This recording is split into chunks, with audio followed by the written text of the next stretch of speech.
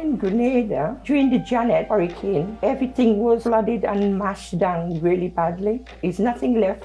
And my mom come to England. She worked very hard and she had to save up to send for me. And I come up in 1960. I work as a senior biomedical scientist in blood transfusion, and what made me work in UHS, I saw an opportunity to progress. Of course, went through all the recruitment process and was given the role. Where my father went in hospital and he didn't come out, I thought if I go into hospital at the age of 16-year-old, I won't come out. I never ate all week, thinking my tonsils out and I'm not coming home. So I destroyed all my little love letters. I thought I'm not coming back out. My sister was already in the National Health. She thinks it's a great career. They say you have to be 17 and a half. So I decide if I go cleaning, and at the same time, you're talking to the patient and you feel like you're part of, even though they ask you to hand them something out of the cupboard, I always find time for them. Don't really remember my first day, but it must have been great because I came back. It was a role that I wanted to move up to, felt ready to get on a new challenge and see what it presents to me. There was no lift. It was just there's the matron and the stairs and this corridor, loads of brick, and you're in the middle like that. I was working with elderly care. It's like you do a whole month's work in a day and you feel happy about it. Like you've done something worthwhile for the day. They train you as you go along, like you go to a different hospital or a care place to learn the different skills. I feel like development is quite fast-paced. There's buildings everywhere. For example, the Wellbeing Hub that's just being built up for staff wellbeing. I think that's amazing. It was strict, but not a bad strict or nasty strict. It was a strict to make you learn. The matron will come along, you know she's coming, you try to fix your uniform, you try to do everything properly to see nothing out of line. She looks you up and down. Then you could know if you're not fit, she will tell you. The footsteps you could hear from a mile off. Looking after patients at night, you would not dare close your eyes in case the matron is coming round the corner. There's a lot more thought that goes into the process to say, okay, what would staff say about this? Do they have an input in this? Can they contribute to policies and guidelines? Sometimes I think that is what has changed over the years. Doctors talk to you according to how you present yourself. The training you do, like learn to lift, learn to teach people when there are issues of swallowing, dementia, different little issues. You could explain to the doctors what you find when you're giving a patient a wash. Like things that are not supposed to be on the body. I think that was a good idea.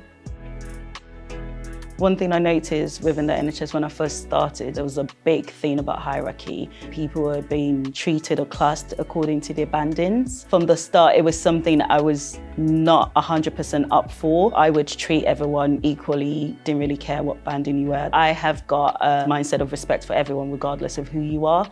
And I think over the years, I have pushed that forward. When you work as a nurse, you have to take your turns in working at night.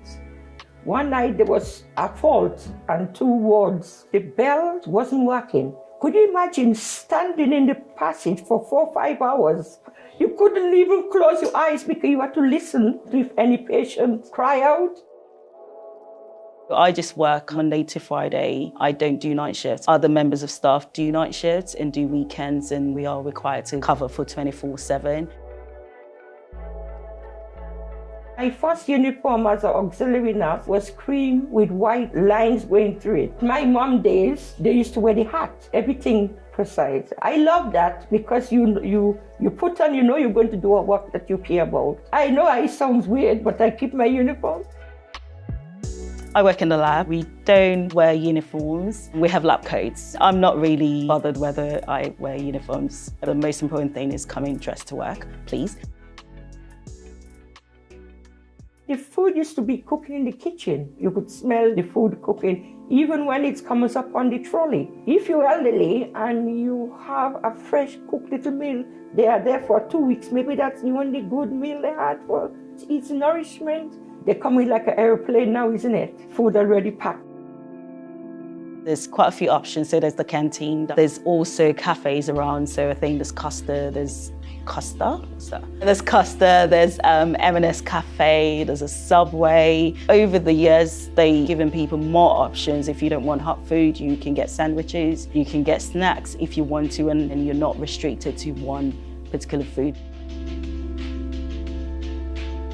You have to listen to them, and the smile on their face, it makes their day, because when you pass by, they're happy. They'll wave to you, and you know they are comfortable. I used to walk all the way to the general, walking fast, just thinking what you're going to do, and smiling to yourself, what this is one today, and what you're going to see with the different changes in different patients. It's lovely.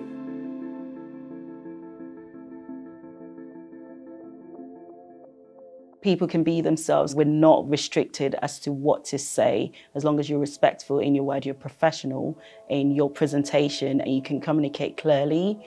I think one thing I find a lot is the use of abbreviations. So the ACN to the PFS, and I'm just like, what?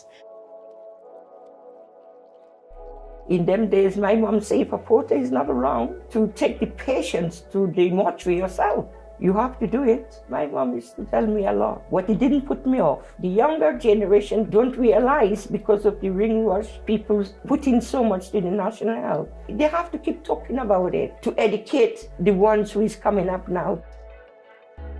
My mum worked in the NHS before, so I'm second generation. They paved the way for us. It's still a struggle for some people in terms of progression and having the ability to be able to work in whatever field they feel like they can work. She felt she couldn't progress. I don't care, I'm gonna progress. As someone from an ethnic minority, you still have to put in a lot more work. At some point, you would get the notice if you keep pushing in. I think they started it off for us. They formed a really strong foundation imbued in the NHS. They were able to come in, worked, given their 100% basically, made it easy for the younger generation to be able to come in.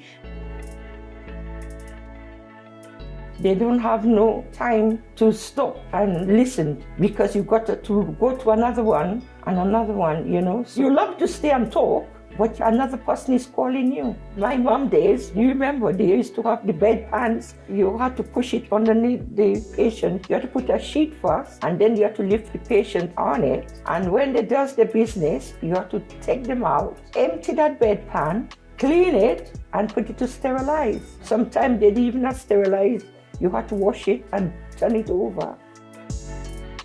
One thing that has changed is staff wellbeing, especially through COVID. A lot more push into staff wellbeing, which is great. You're gonna get the best. You look after your staff, which will, help with the patient first. It's great that there are things like staff networks where people can really voice out, say if they have any issues. They also help on the patient side, where you could raise issues like there's no one to interpret a language. I think it's definitely a step forward, and it's definitely helping for the future. If somebody have an infection, everything in this room had to be thrown in the bin. And I used to say, my God, that must be cost 100. I told the sister, don't you think it's cheaper to get aprons and put outside the door? And they could throw away the apron, but the equipment costs a lot of money. I know I must have done something, because I have seen it outside the doors. They got tables now with most of the equipment outside the walls. Even nobody recognized me, but that's my say.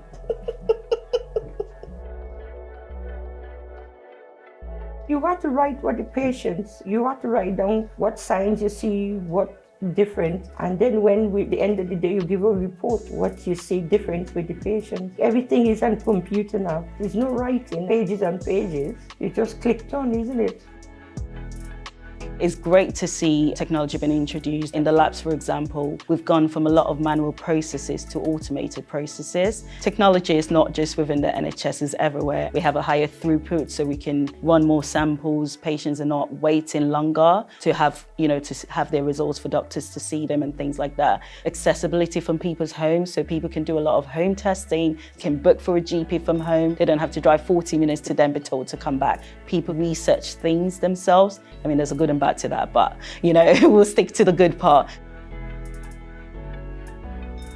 If you love your patient, you don't mind standing for hours to listen to the cry out. Whenever you're doing anything, do it from your heart, and you will find you are more contented. Whatever you do in life, you will see some people need help. Don't just ignore or laugh at them, because you don't know yourself one day could be in that position. So that's my advice. Sometimes you will face situations that would challenge you and challenge who you think you are. If you have focus, if you have a goal set in mind, just push for it. At the moment, I think I'm just at the start. So many opportunities to do so much, to be better, to make a difference in the world. And I think whatever you set your heart to do, you can achieve it. So yeah, go for it.